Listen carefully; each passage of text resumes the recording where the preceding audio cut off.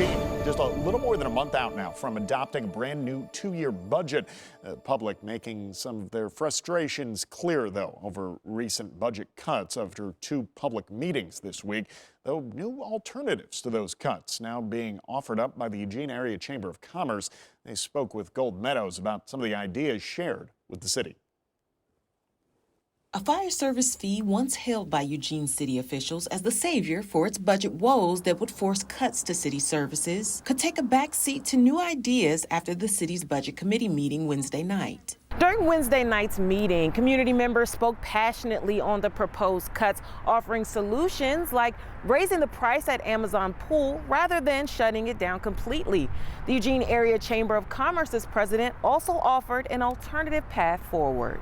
Our proposal was a temporary fee, put, a temporary fee in place for a few years for us to sit down and then have a longer term stabilization conversation. So we took generally what they put out there and had some rough estimates that, if you make around $5 million in cuts, then you could have a fee that is half of what we would see the fire fee looking like. The chamber notably led the charge to refer the fire fee to the ballot after the city council passed it in February. The nature of that fee really being called a fire fee, but the largest portion of it actually going back to backfill services in the general fund. We also did not like that this was a permanent fee that could be increased at any point by a vote of the city council by any amount. Chamber President Brittany Quick-Warner says since the fee was referred to the ballot, some city councilors and the mayor reached out to the chamber to nail down a solution. During the budget meeting, city residents said the broad cuts proposed by the city for the 2025-27 budget is a way to force a fee.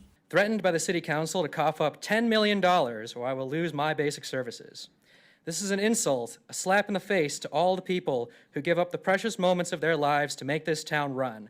For the city council to hold our essential services hostage is unacceptable.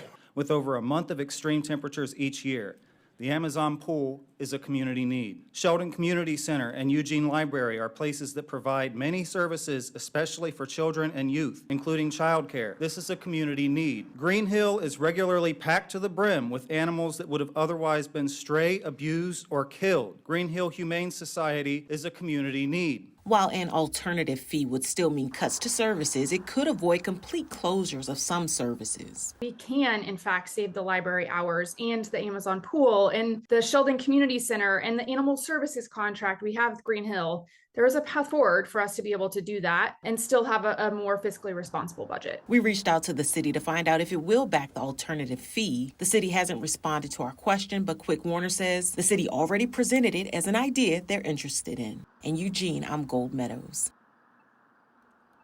Now, the chamber does tell us that the general fund gap, just 4% of the city's total $1.3 billion budget. Now, the budget committee is set to hear more public comment coming up on May 21st and the 28th before adopting a final budget in June.